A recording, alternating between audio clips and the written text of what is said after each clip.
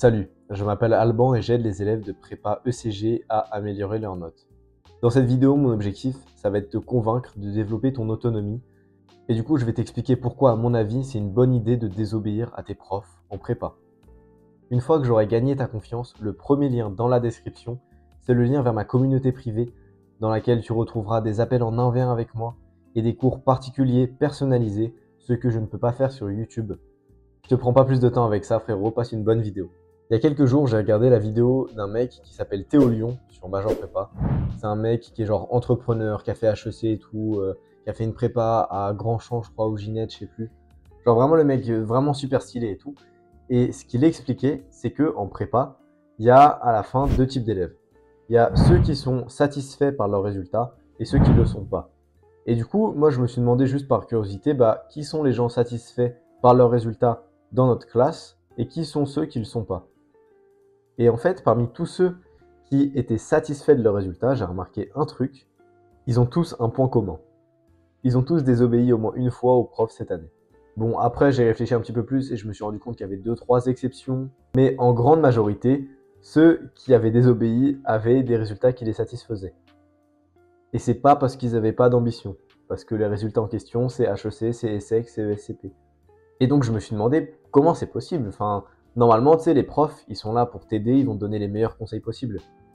Pourquoi est-ce que ce sont les élèves qui leur ont désobéi, qui les ont pas écoutés, qui ont des bons résultats au final?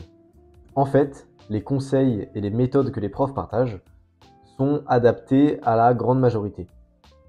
Mais si tu les appliques juste bêtement parce que c'est le prof qui l'a dit, tu vas pas t'approprier le concept. Une des raisons pour lesquelles j'avais si bien réussi ma prépa et réussi à avoir HEC à la fin, c'était parce qu'en fait, depuis le début quasiment de ma première année, j'écoutais pas 80% des conseils des profs. La plupart des conseils des profs, je les appliquais pas. Et c'est pas parce que j'avais pas le temps ou parce que j'avais envie de le faire mais j'y arrivais pas, juste je les refusais, littéralement. Au lieu d'écouter les conseils de ces profs, ce que je faisais, c'était que je découvrais mes propres méthodes par moi-même. Du coup, les méthodes n'étaient pas quelque chose un peu d'éloigné comme ça, qu'un prof, que j'ai même pas forcément m'a forcé à faire.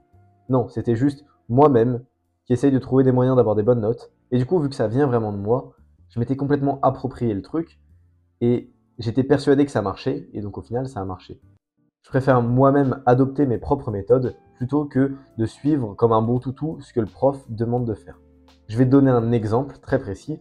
En deuxième année, mon prof de maths, il nous disait de faire une méthode qu'il appelait de la feuille blanche. C'est-à-dire que le soir même, après ton cours de maths, tu prends une feuille blanche et tu essayes de refaire l'exercice.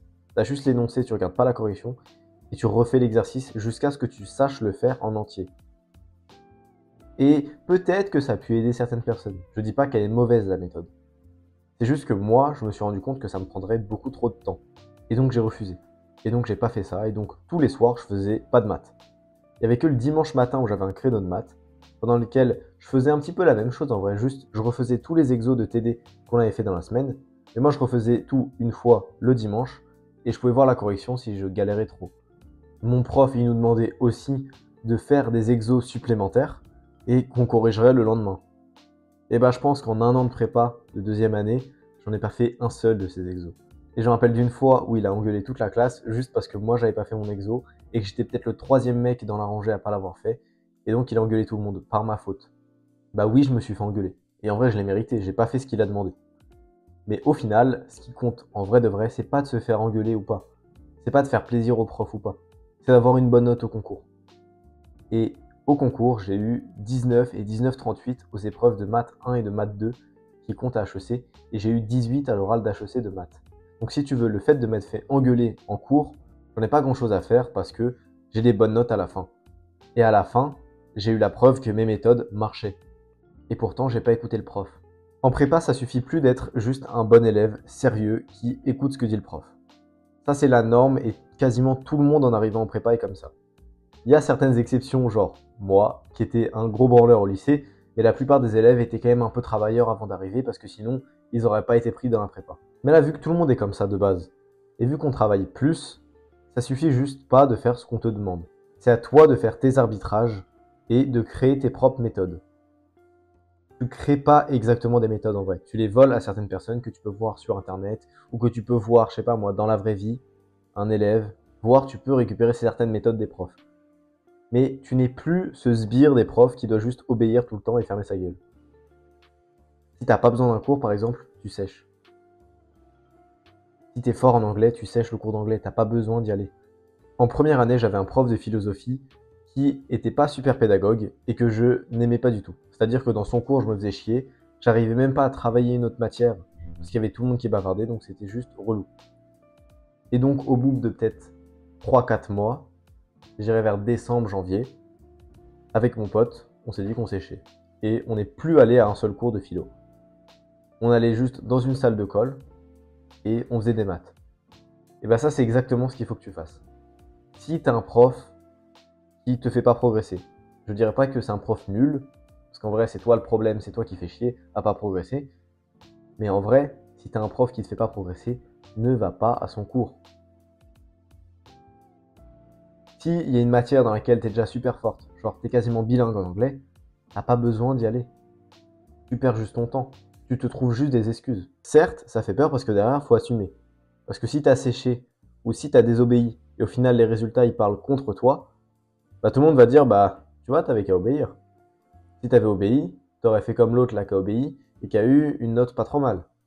Donc oui, t'as peut-être un petit peu plus la pression. Il y a peut-être des gens à qui ça va faire peur et du coup qui voudront pas faire ça. Mais de ce que je vois, dans la plupart des cas, ça vaut le coup de faire ça. Ça vaut le coup de sécher, ça vaut le coup de pas faire les devoirs. Si c'est pour travailler sérieusement derrière, ce sera mieux en fait. La plupart des profs t'en voudront même pas parce qu'ils savent qu'ils sont en prépa avec des gens qui sont ambitieux, qui ont envie d'avoir des bonnes notes au concours. S'ils voient que tu as des bonnes notes, que tu travailles pour et qu'ils sentent que ça va payer, ils vont pas t'en vouloir de sécher. S'ils sentent que tu es un branleur et que tu sèches pour aller sur TikTok ou pour aller faire des vidéos, là ils vont pas trop aimer. Peut-être que dans 1% des cas, s'ils voient que tu es super studieux et tout, juste pour leur ego, ils vont t'en vouloir. Et bah dans ce cas-là, tu t'en bats les couilles, parce que ça veut dire qu'ils veulent pas leur réussite. Ça veut dire qu'ils mettent leur ego devant ta réussite. Est-ce que tu as envie d'écouter ce genre de personnes de toute façon? Non. Il faut assurer derrière. Tu as intérêt à avoir des bonnes notes derrière, sinon tu vas te faire allumer le cul. Mais si tu les as, t'en fous en fait de qui t'aime ou qui t'aime pas. Tu travailles pas pour eux et de toute façon au bout de 2 ans tu les verras plus. C'est pas comme s'ils allaient revenir, tu vois, dans 10 ans et dire « Ah là là, si t'avais pas séché mon cours, t'aurais pu avoir une meilleure école. » Non. Tant pis. C'est juste que s'ils t'aiment pas, sûrement que tu pourras pas cuber dans ce même lycée. Mais à part ça, ils vont rien faire. D'autant plus si t'es dans le privé. Si t'es dans le privé, tu payes, t'as des bonnes notes, ils vont te lécher les pieds pour que tu restes. Et si tu sèches, c'est la même chose, du moment que t'as des bonnes notes. Après, certaines méthodes peuvent être adaptées. Je vais te donner 2 exemples et je vais te détailler un petit peu ces méthodes pour que tu puisses les appliquer ou au moins les tester toi aussi. La première, c'était en géopo de ficher le jour même. Mon prof, il faisait que de nous répéter depuis 2 mois, au début de l'année, que oui, fichez le jour même, fichez le jour même. Et donc, ce que je me suis dit, c'est que, bon, bah, je vais ficher le jour même. Moi, j'avais cours de géopo de 16 à 18 quasiment tous les jours et je mangeais à la cantine du lycée à 19h. Donc de toute façon, de 18 à 19, j'allais rester dans la salle. Et donc ce que je me suis dit, c'est que bon bah, ok, le cours il vient de se finir, maintenant je me déconcentre pas, je reste focus, et pendant 1 heure je le fiche. Et après, je suis libre. Après, j'ai ma soirée et je fais autre chose. Et bah ça a très bien marché pour moi. Et ça m'a permis au final au concours là d'avoir 17 et 15 en géopo. La deuxième méthode, c'était en littérature. C'est d'avoir un cahier de référence dans lequel tu vas ficher à peu près tous tes cours sur un texte en particulier. C'est-à-dire que si en cours, au dernier cours, tu as vu, on va dire, Rabelais, Gargantua, et bah du coup, sûrement que ta prof, elle t'aura expliqué un petit peu le résumé. Il y aura peut-être un extrait que vous allez analyser et peut-être 1 ou 2 citations que tu peux garder. Et bah, ce que tu as ici, tu le fiches dans ton petit cahier de ref. Je vais te mettre des photos à l'écran du mien. Comme ça, tu peux voir un petit peu à quoi ça ressemble. Et ça a bien marché pour moi parce qu'au début, j'étais une tanche en littérature et au final, je m'en suis sorti avec 12 et 13 au concours. Ce qui n'est pas incroyable, mais qui est honorable en vrai. Genre, ça va, tu vois, c'est mid. Bref, je te conseille de tester plein de méthodes et surtout de ne pas considérer que parce que ça vient du prof, c'est infaillible, c'est génial et ça t'apportera forcément des bonnes notes parce que c'est faux. L'idée, c'est vraiment de t'approprier toi-même les méthodes. Et si la méthode vient du prof, eh ben certes, au début, tu essayes de l'appliquer un petit peu comme le prof l'a dit parce que c'est de lui que ça vient, donc c'est lui qui la connaît le mieux. Mais assez rapidement, faut que tu te l'appropries toi-même. Et donc, faut que tu brises un petit peu certaines règles une fois que tu sais bien faire ce que le prof t'a dit de faire. Tu changes un petit peu les règles et tu fais en sorte que ça soit plus sa méthode, mais ta méthode. Tu vois, lui, il disait juste ficher le cours le jour même. Ficher en soi, c'est super vaste. Et je pourrais te faire une dizaine d'autres vidéos sur les différentes manières de ficher, etc. Et bah du coup, moi j'ai quand même choisi ma manière de ficher, c'est-à-dire de prendre les fiches Bristol et d'écrire seulement les arguments sur les fiches Bristol, de rien garder d'autre, pas de références, pas de chiffres pendant 6 mois. Et après, je me suis rendu compte qu'en vrai, les références et les chiffres, c'était un petit peu cool quand même, donc je les ai mis sur Anki. Une fois que j'étais bien rodé et que, si tu veux, ça faisait 6 mois que j'étais en train de faire la même méthode de Géopo. Donc, j'avais réussi à être plus rapide et donc ça marchait. En 1 heure, je faisais tenir le fichage plus le Anki. Et donc l'idée, c'est vraiment de t'approprier comme ça les méthodes, qu'elles viennent du prof, qu'elles viennent d'internet, qu'elles viennent de n'importe où, je sais pas, on s'en fout. L'idée, c'est que ce soit vraiment toi qui soit finalement le détenteur de cette méthode et qu'elle soit vraiment propre à toi-même. Et c'est comme ça juste que ça va le mieux marcher pour toi. Je te souhaite de passer une bonne journée, frérot. Gros bisous.